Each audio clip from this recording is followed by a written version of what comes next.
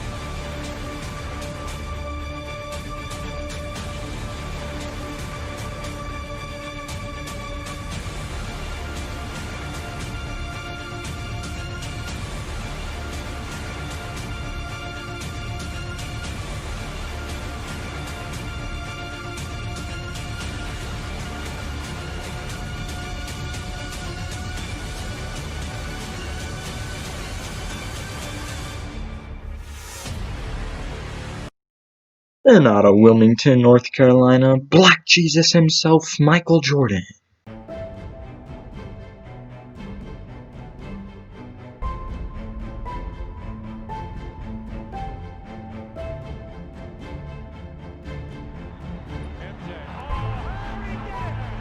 Michael shakes the finger. He finally got his dunk on Mount Matumbo.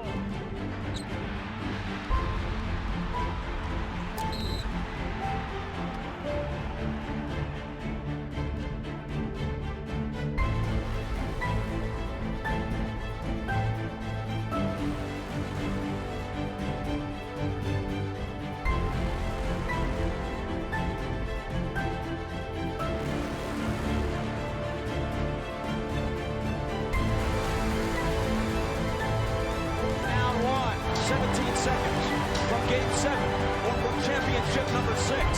Michael against Russell, 12 seconds. 11, 10. Jordan a drive. 8, fire. Yeah! He scored! What's poppin', everybody? As many of y'all know, LeBron James is coming off his 4th title with the Los Angeles Lakers.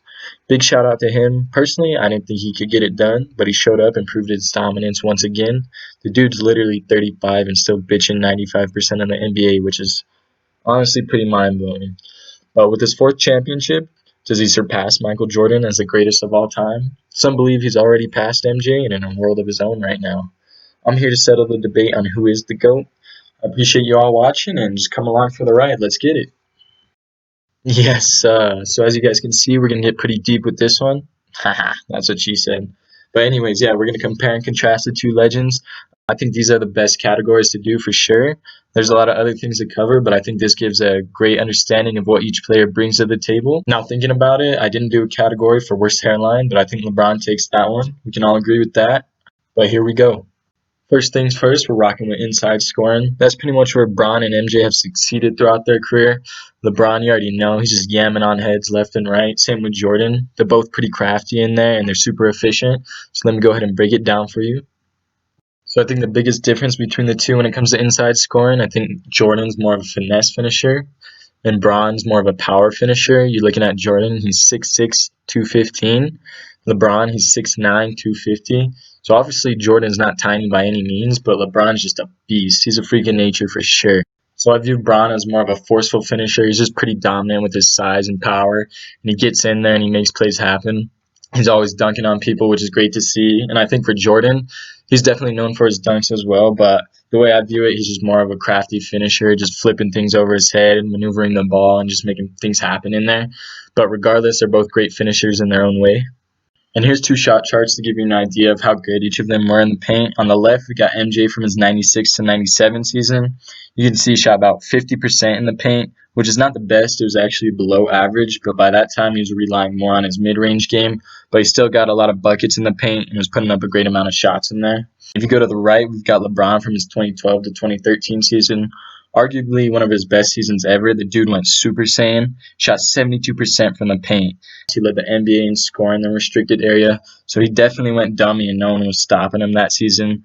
And that just kind of goes to show how great he actually is in the paint every season. That was probably his best year, but he's been doing this for the last 17 years. With that said, I'm going with LeBron on this one. I think he's just too big. He's too dominant in there, and he's super athletic, so no one's stopping him when it comes to the paint. As for outside scoring, I think this is a little bit of a different story, and this is because I think both of them have struggled shooting the ball from deep throughout their career. Moving into the mid-range game, I think they're both pretty good, especially Michael, but it's safe to say that neither of them are known as great jump shooters, and if I had to say there's a weakness in any part of their game, it would probably be shooting the ball. Looking at some basic MJ shooting stats, it's safe to say that he wasn't the best three-point shooter. His three-point field goal percentage was nearly 33%, which is a little bit below average, but keep in mind he only attempted 1.7 threes per game, which is on the low side. As for his two-point shooting, that was his bread and butter. He was pretty effective there. As you can see, his two-point field goal percentage was 51%, and he would connect on about 11 out of 21 attempts per game. And looking at Bron, he takes less shots overall, but he's a bit more efficient than Jordan. His career three-point field goal percentage is about 34%, which isn't too bad, but still a little bit below average. His two-point field goal percentage is around 55%, which is pretty gnarly. So even though he doesn't shoot as much as MJ, he's more efficient from inside and outside the arc. Now taking a look at these shooting charts, you definitely see a lot of cold zones from deep for both Bron and Jordan. They ain't green and shit from outside. Although during Bron's 2012-2013 season and Jordan's 96-97 season, they both had certain hot spots from deep, so you could say they were greening from there. But it's clear that Jordan was horny for the mid-range game as most of his shots came from there. No one could stop his post-up fadeaways, so he's getting buckets all day from the mid-range. As for Bron, the man lives in the paint. Looking at both of his charts, almost all of his shots and points came within 7 feet of the basket. This isn't a surprise though, he's built like a tank, so it makes sense that most of his points come from inside the paint. I'm giving this category to Jordan though, just because his mid-range game was so elite. Bron has a decent mid-range too, but he dominates in the paint where Jordan dominated at the mid-range game. Even though Bron is a better three-point shooter, I didn't give him this category since neither him or Jordan shoot particularly well from deep. Jordan's quite possibly the best mid-range game player ever, so he deserves the dub on this one. After comparing inside scoring and outside scoring, we definitely got to take a look at who's a better scorer overall. Both of these dudes are pretty insane at scoring the ball. They have a combined total of over 66,000 points, which is fucking nuts. As you can see, Jordan averaged about 30 points per game in the regular season, which is the highest average for a career still to this day. Bron has averaged around 27 points per game throughout his career, which is still pretty good considering he's more of a pass-first player. But both of these players go dummy when it comes to the playoffs, as Jordan's average rose to about 33 points per game, and Bron's went up to nearly 29 points per game. MJ is one of the greatest scorers the NBA has ever seen. The man literally won 10 scoring titles, which is the most in league history. Not to mention that he had 31 games where he scored over 50 points. If you've ever questioned MJ's scoring ability, you're smoking dick. During the 93 NBA Finals, he averaged 41 points per game, which is still the highest points per game average in Finals history. I doubt anyone will ever break the record, and it's very unlikely we'll ever see a player with the same scoring ability as Michael Jordan. As for LeBron, he's just so damn consistent. He's the only player to average 25 points per game for 15 consecutive seasons. I definitely think he's going to become the NBA's all-time leading scorer, considering he's already in third place on the list, and he has at least 4 or 5 more seasons in him.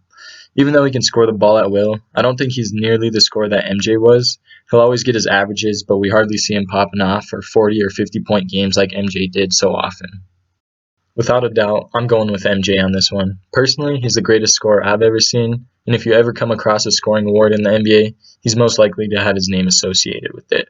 So that's another dub for MJ. Next up is ball handling. I don't know about you guys, but I love touching big round balls. Anyways, I view this category as handles, the ability to facilitate or run an offense, and the ability to take care of the ball. When we talk about running an offense and facilitating, Bron has an advantage for sure. He's basically a 6'9" point guard, and he's the best facilitator in the league right now in my opinion. Jordan never really had the chance to facilitate since he was the main guy taking shots, and his team depended on him to put up plenty of points to win the game. So Bron owns the advantage here for sure. But if we look at the chart, MJ did average less turnovers per game at 2.7, while Bron averages 3.5 turnovers per game. Therefore, MJ does a better job of taking care of the ball and limiting his turnovers, which is pretty surprising given that he has a higher usage rate than Bron. This one was a bit more difficult to decide on, but I think LeBron wins this category. He has done a great job of running an offense throughout his whole career, and even though he averages more turnovers than MJ, he has a higher assist to turnover ratio. Even though neither of these two guys are known for shifty ankle breakers, they're both pretty good ball handlers. But like I said, Bron's taking the dub on this one. Now we've got playmaking, which is pretty similar to ball handling, but I think this is more about getting teammates involved and making the right plays in order for your team to win. Even though I think MJ and Bron both do a great job of making winning plays, Bron takes advantage when it comes to getting others involved. As you can see, Bron averages around 7.4 assists per game, while Jordan only averaged 5.3 assists per game.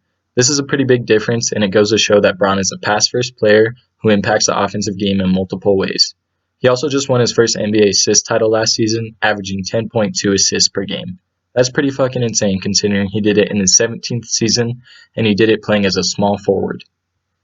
Bron for sure takes a throne when it comes to playmaking. Jordan himself was a good playmaker, but I don't think he had the same skill set when it comes to getting everybody involved and impacting the offense in more than one way. Therefore, Bron definitely gets this one. Moving over to the other side of the ball, I think it's pretty clear who's the better defender. Looking at the numbers, Jordan is by far the superior defender. I know all the Bron fans are hating me right now and saying the only reason MJ was such a good defender is because he played in a weak era. I'm not going to sit here and compare the two eras because it's not something you can do. Personally, I think Bron's era is more talented, but that shouldn't take away anything from Jordan's era. The game has changed over the years and we must accept that. Getting back to the numbers, Jordan dominates Bron on the defensive side. He averaged 2.3 steals per game compared to Bron's 1.6, but they are equal when it comes to blocks at 0.8 blocks per game.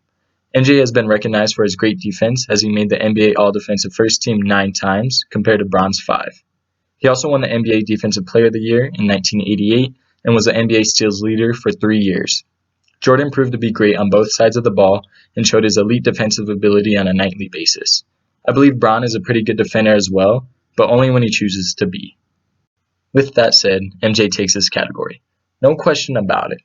But I do want to say that Bron is a little bit underrated on the defensive side as he can effectively guard all positions 1 through 5.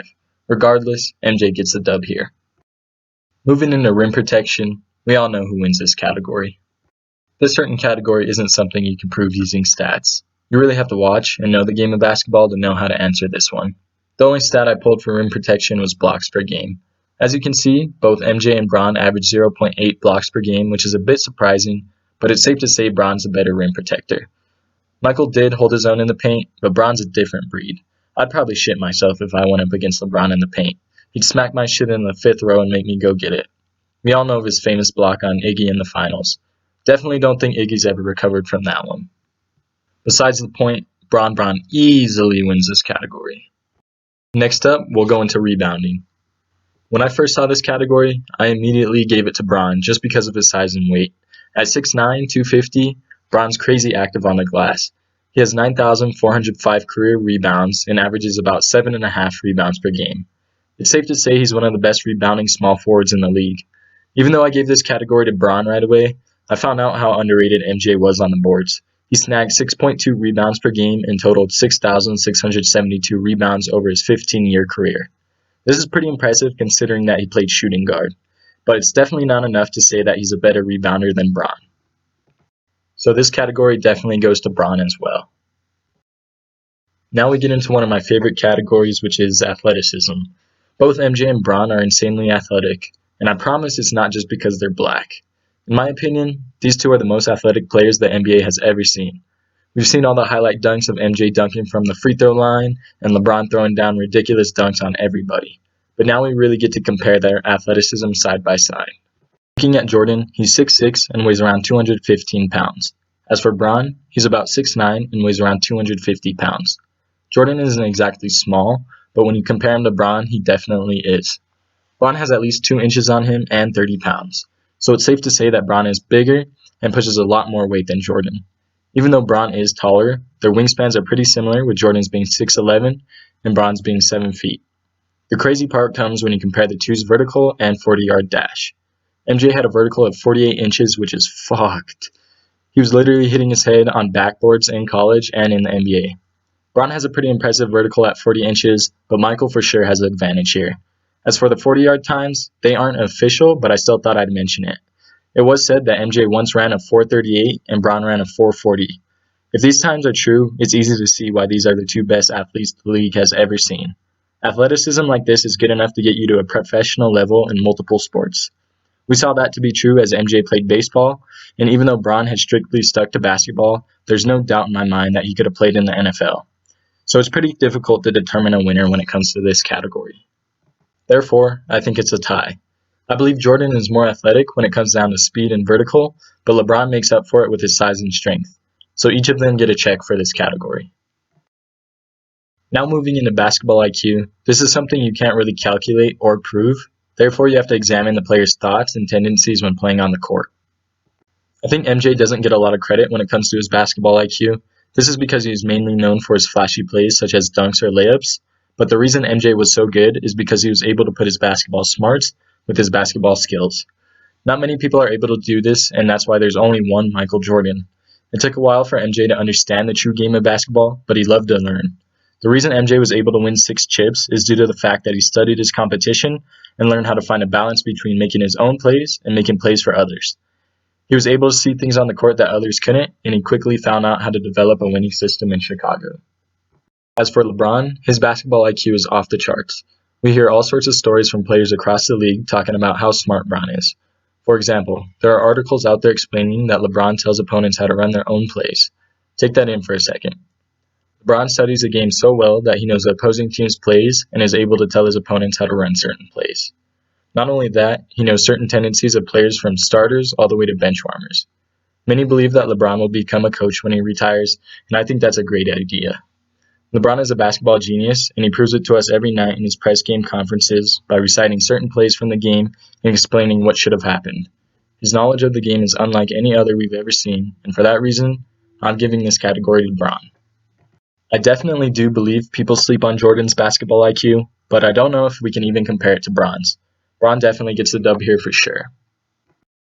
Another category I want to cover is team player.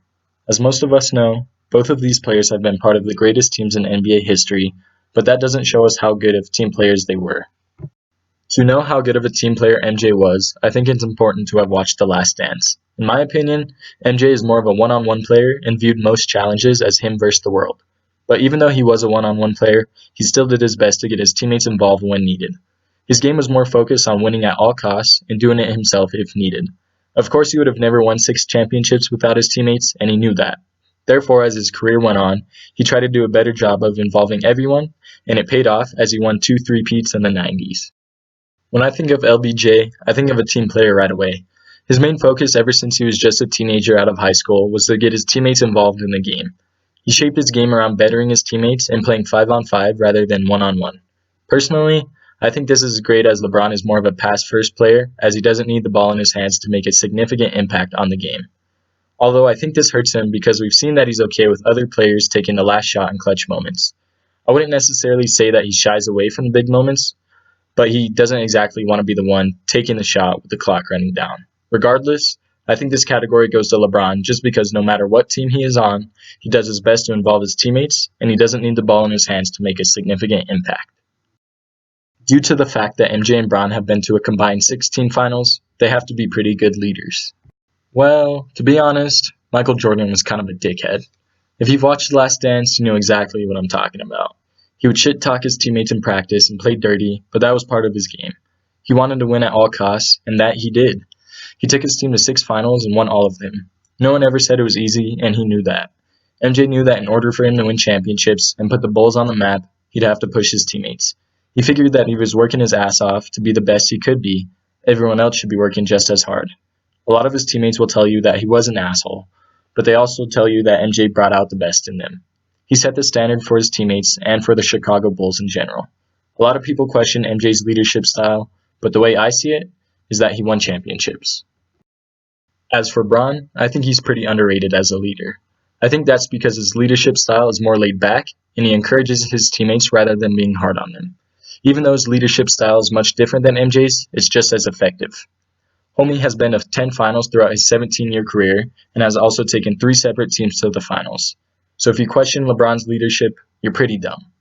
He does his best to develop personal relationships with his players and feels as if he has a bond with them off the court, then they could work well together on the court. Also, Bron and Jordan set the standard by outworking everybody on their team. This is an important aspect of leadership because neither Bron or MJ asked their teammates to do something that they wouldn't do. This was a close category, but I'm giving it to Jordan. The main reason I'm going with MJ on this one is because of how he transformed the Bulls into one of the most well-known franchises to this day by bringing 6 championships to the organization. I'm not saying LeBron hasn't done the same. For example, he did something similar with the Cavs, but I don't think he did it to the level MJ did. You also have to think about the different mentalities between the two. Jordan was one of the biggest competitors the league has ever seen, and he had the mindset of win at all costs. LeBron is just as competitive, but I don't think he has the same win at all costs mindset. I view him as more of a bigger than basketball dude, so I gotta stick with MJ on this one. Now getting into the clutch category, I think it's safe to say that both LeBron and MJ have the clutch gene. If you need a big shot at the end of the game, you know who the ball's going to. MJ is arguably the most clutch player in NBA history. If you look at the numbers, his clutch shot percentage is around 41%, which is higher than most players' normal shooting percentage. You also got to keep in mind that he would go Super Saiyan in the playoffs, as he averaged nearly 33 points per game, and all of his stats rose. He also averaged .255 win shares per 48 minutes in the playoffs. This is still number 1 to this day. As for Bron, he's just as clutch. His clutch shot percentage is 39% on 231 shots, which is freaking insane. That goes to show that he capitalizes on a lot of his opportunities. Also, just like Jordan, he dominates in the playoffs. His level of play in the playoffs skyrockets and all of his numbers rise. He also has .244 win shares per 48 minutes in the postseason, which is 6th of all time. If you take a look at the chart, MJ and Bron come up clutch in the playoffs. Bron has 5 buzzer beaters in the playoffs, which is the most of all time. Jordan is right behind him with 3 buzzer beaters. As for the shooting percentage, Bron shoots a little bit better at 46.7%, while Jordan shoots 45.5%. Personally, I think MJ and Bron are the most clutch players in league history. But you can go either way on this one. A lot of haters go to say that Bron isn't clutch, but that's bullshit for sure. He has the numbers to back it up, and he's arguably the most clutch player of all time based off statistics. So he definitely has the clutch gene. But there's no better lethal late-game shot maker in hoops history than Michael Jordan himself. Game 6 of the '98 Finals. Jordan spices up Brian Russell and rises up to hit the greatest shot in NBA history. It was his last shot in a Bulls uniform, and he sealed up Championship 6 with that shot. Therefore, Jordan wins this category. I don't care if you're a die-hard LeBron fan. I think we all agree that the ball's going to MJ if you need a clutch shot. MJ and Bron are easily 2 of the most influential players of all time. Their impact is huge from on and off the court. They've changed the NBA and the world around them. The NBA is what it is today, mainly because of Michael Jordan. He revolutionized the game. For example, he brought longer shorts to the game. Before him, players were basically wearing fucking thongs. When MJ came around, he wore longer shorts, and the rest of the NBA followed suit. We also see his influence today as many kids stick out their tongues when playing, or doing classic post-up fadeaways. MJ is also the reason that the NBA, and basketball in general, is so popular around the world today. And MJ created one of the world's largest brands, the Jordan brand. He hasn't been in the NBA for nearly 20 years, yet he's still selling out shoes on a daily basis. MJ is quite possibly the biggest celebrity that the NBA has ever seen, and he changed the game forever. He made a lasting impact on the city of Chicago, the organization of the Chicago Bulls, and the NBA. Not only did MJ make a huge impact off the court, he made a big impact on the court. His player efficiency rating is 27.91, which is the highest of all time. He also averaged around .25 win shares per 48 minutes, which is also the highest of all time. These stats go to show that he has the biggest impact on the court of any other player in league history. Without Michael Jordan, the Bulls wouldn't be the franchise they are today, and they wouldn't have 6 championships. MJ was easily the biggest reason for the Bulls' success. He changed the culture over there and put the Bulls on the map. To get an idea of how good MJ was on the court, just look at these stats from his 91-92 season. That season, he averaged 30.1 points per game, 6.4 rebounds per game, 6.1 assists per game, 2.3 steals per game, and 0.9 blocks per game. But the most impressive part about this would be his efficiency while doing this. If you look at the visual, it's easy to see that he shot lights out during the regular season and the playoffs. While the graphic is only based off a select 53 out of 80 games, it goes to show how dominant and effective MJ was while playing. Now talking about the King himself, I think the biggest impact he has throughout his career is the fact that he continues giving back to the community. As I mentioned earlier, Bron has a mentality of bigger than basketball. He continues to prove this by using his platform to talk about social issues, creating foundations and charities for the less fortunate, and my personal favorite, the I Promise School. So clearly, LeBron has a major impact off the court, and he does his best to help out others. As for the impact he's had on the NBA, I don't think it has been as significant as MJ's. The only thing that comes to mind when talking about his impact on the league is the fact that he is the reason super teams exist today. It goes back to a few simple words he said in 2010. I'm going to take my talents to South Beach. Ever since then, we've seen a rise in super teams, and we see players wanting to force their way into a trade to go play with other superstars. I don't blame Bron for leaving the Cavs organization because they failed him, but I wish he wouldn't have teamed up with two other superstars. I think this changed the competitiveness of the league and put the thought in players' minds that it's okay to take the easy route. But I have the utmost respect for Bron when he returned to Cleveland and won them a chip in 2016. That's one of the best moments in NBA history as well as sports history. So I think Bron's impact off the court has been huge, but he hasn't done much to benefit the NBA. But Bron's impact off the court is just as good as his impact on the court. He averages about .23 win shares per 48 minutes, which is 6th highest in league history, and he has a player efficiency rating of 27.49, which is 2nd highest of all time, just trailing Michael Jordan. But sometimes numbers don't do a player justice, and I think that's the case here. For everyone who watches the NBA, you all know how much Bron impacts the game. I mean shit, he basically single-handedly carried the Cavs to the finals in 2007 and in 2018. And in 2016, he was the first player to lead both teams in these 5 categories in a playoff series of any length. Not to mention, he did it in the finals against one of the greatest dynasties ever. He absolutely shit on the Warriors that series, being first in points, rebounds, assists, steals, and blocks. Bron is just an absolute beast, and he's been doing things like this ever since he was drafted in 2003. The man is on a mission when he touches the court. So I think when you talk about impact on the court, it's pretty equal between MJ and Bron. I think you could even give the upper hand to Bron. But when it comes to impact off the court, Jordan easily wins. Bron's doing amazing things outside of the NBA and is making a positive impact on the world, but Jordan is the reason why basketball is so big. He changed the game forever. Without MJ, we would never see players like LeBron James or Kobe Bryant. He set the standard for these guys, and his impact still lasts to this day. With that said, MJ is taking this category. He built one of the largest brands in the world, revolutionized the NBA, and made basketball popular worldwide. And I gotta be real with you. I ain't never seen anybody get robbed for a pair of LeBrons. Jordan gets this one without a doubt. Having to compare the two's careers is kinda hard since LeBron is still playing, but I'll still show the comparison at season 15 for each of them, and then show year 17 for Bron and year 15 for MJ.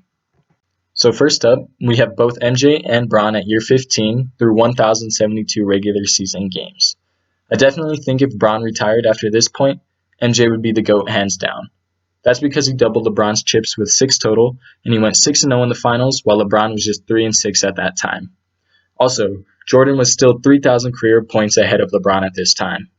Jordan also had a higher player efficiency rating and more All-Star appearances. The visual doesn't account for career rebounds and assists, but both of these categories would go to LeBron. As for blocks and steals, I think it would be close, but I'm pretty sure MJ totaled more through 15 seasons than LeBron did. So if Bron's career ended after season 15, we wouldn't even be having this discussion. Jordan would be the GOAT hands down. But as we all know, LeBron is still going strong after year 17. Like I said before, this dude probably still has at least 4 or 5 more good years in him. Comparing these two with Bron at year 17 and MJ at year 15 is a different story. Bron has surpassed Michael Jordan in almost every key stat other than steals. Of course, he has 2 more seasons on MJ, but that's no excuse.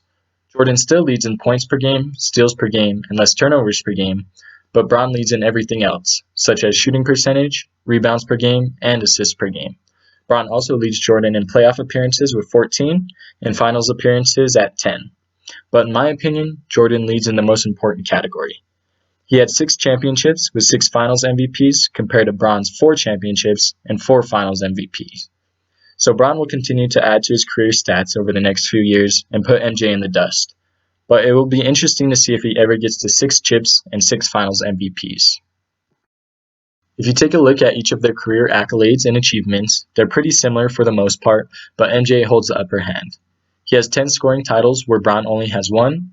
He also won Defensive Player of the Year once, while LeBron has never won the award. Not to mention, Jordan was the NBA steals leader 3 times, while James has never been the steals leader once. But LeBron was the NBA assist leader 1 time, while Jordan was never even close to getting that award. I also think the biggest hardware are MVPs and chips, and they play the biggest role between separating these two. As we know, MJ has 1 more MVP than Bron with 5, and he also has 2 more titles than Bron with 6. So when it comes down to the accolades, Jordan wins this category. This category was probably the closest one yet, but I gotta give it to Jordan. If you look at career stats, Bron is better, but he also has 2 more seasons on MJ. Regardless, he's clearly better based off of statistics, and those numbers are only going up from here. But Jordan still reigns champ when it comes to the awards and achievements in my opinion. The biggest factor for me is the 2 championships and finals record. MJ never lost in the finals, while LeBron has lost 6 times. We can sit here and talk about how Bron played better competition, but at the end of the day, he still has 6 final losses and Jordan had 0. If I come back in a few years and do this, there's definitely a high chance that Bron wins this category. But for right now, I'm giving the dub to Jordan. After going through all of the categories, the 2 are tied at 8 apiece. It definitely doesn't surprise me though, since these 2 have been in the GOAT debate for so long. So we'll never have a clear answer when it comes down to who is the GOAT. We all have our own opinion on this question, but there's no definitive answer.